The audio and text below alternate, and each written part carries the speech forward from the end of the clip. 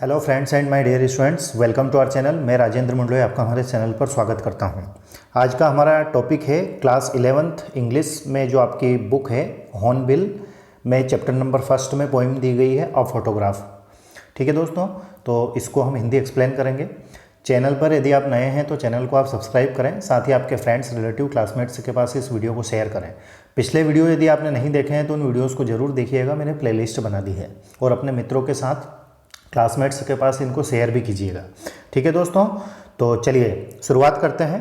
A photograph. Photograph से आप भली भांति परिचित होंगे कि फोटोग्राफ मीन्स क्या होता है।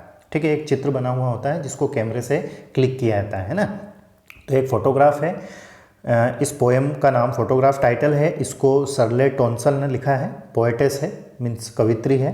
ठीक है, तो ये जो पोएटेस है यह एक फोटोग्राफ देखती है। ठीक है, एक ऐसा फोटोग्राफ बना हुआ है, और फोटोग्राफ को यहाँ पर क्या कहा गया है, कार्डबोर्ड। अब कार्डबोर्ड क्या होता है? कार्डबोर्ड मतलब एक प्रकार की फ्रेम होती है, और उस फ्रेम में एक जो फोटो रहता है उसको ऐसे चिपकाया जाता है और उसको ऐसे कवर किया जाता है।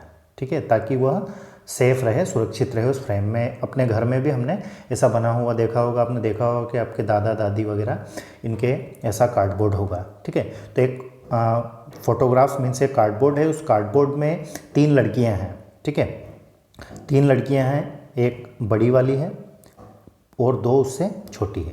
तो जो सबसे बड़ी वाली है वो इस कवित्री की, इस पोएटेस की मदर है। कौन है? मदर है। और उसकी उम्र उस समय जब ये फोटोग्राफ लिया गया है उस समय उसकी उम्र लगभग 12 वर्ष है। कितनी है? 12 वर्ष है।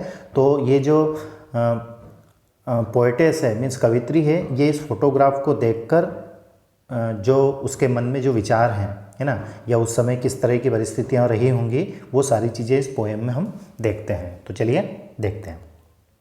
और फोटोग्राफ लिखा गया है, the cardboard shows me how it was.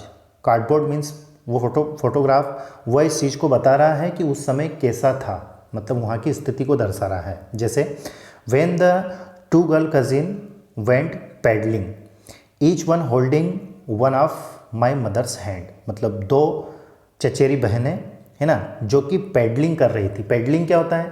Paddling का अर्थ होता है जैसे समुद्र का जो किनारा है, बीच जिसको हम बोलते हैं, वहाँ का ये फोटोग्राफ है।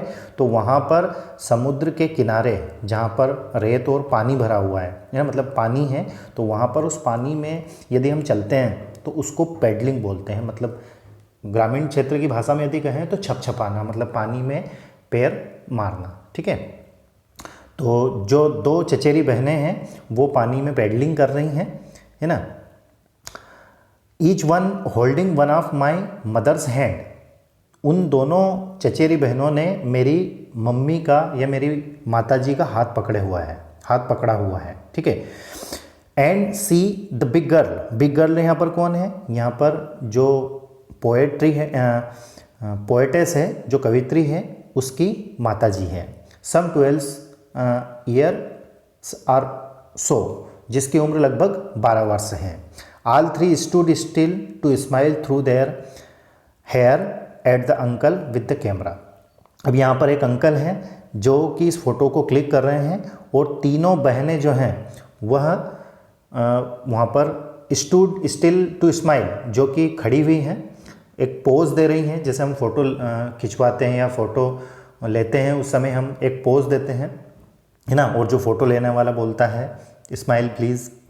ठीक है, तो उस समय उनके चेहरे पर स्माइल है, और उनके सिर के जो बाल हैं वो बाल उनके चेहरे पर ऐसे आ रहे हैं, जैसे हवा चल रही होगी तो उनके बाल उनके चेहरे पर बिखरे हुए होंगे। ठीक है, ए स्वीट फेस, और उनका चेहरा उस समय कैसा दिखाई दे रहा है? स्वीट दिखाई दे रहा है। My mother's that was before I was born. और ये फ़ोटो उस समय की है जबकि मेरा जन्म नहीं हुआ था। मतलब यहाँ पर कवित्री जो है, पोएटेस जो है, वह ये कल्पना कर रही है, देख रही है कि ये फ़ोटो तब का है जब मेरा जन्म भी नहीं हुआ था। और फोटो में कौन है? यहाँ पर पोएटेस की मदर है। And the sea which appears to have changeless. Changeless का अर्थ होता है परिवर्तन नहीं होना। तो वो कह रहा है, माफ़ कीजिए, कह रही है कि ये जो सी है, समुद्र है, उसमें अभी कोई परिवर्तन नहीं हुआ है। Was there terrible transient feet, लेकिन पैरों के उनके जो निशान थे, जैसे आप समुद्र के किनारे यदि चलेंगे तो आपके पैरों से निशान बनेंगे और समुद्र की लहरें फिर उधर से आएंगी और उन निशान को वो धो देगी, वाश कर देगी। ठीक है, तो समुद्र में तो कोई परिवर्तन नहीं हुआ है, लेकिन यहाँ पर जो उनके पैरों के निशान थे उनको उसने क्या कर दिया है, वास्ट कर दिया है। ट्रांसिएंट मतलब जो कुछ समय के लिए रहते हैं।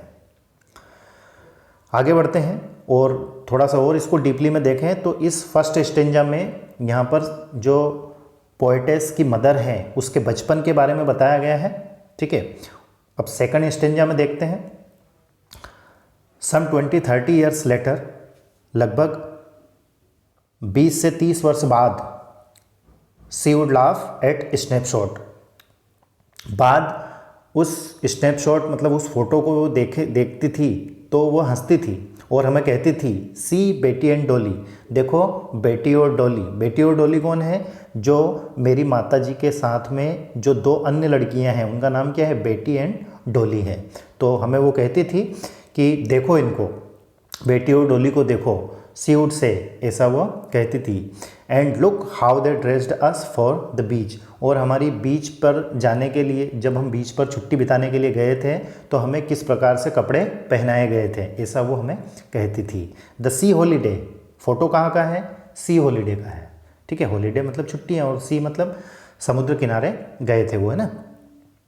Was her past, mine is her laughter, मतलब जो सी हॉलीडे था वह मेरी मम्मी के लिए पास्ट था, माइन इज हर लाफ्टर, और मेरे लिए जो पास्ट था वह उनकी हंसी थी, क्योंकि अब उसकी माताजी नहीं है। इस लाइन से ये पता चल रहा है कि यहाँ पर उसकी माताजी अब जीवित नहीं है, उनकी मृत्यु हो चुकी है।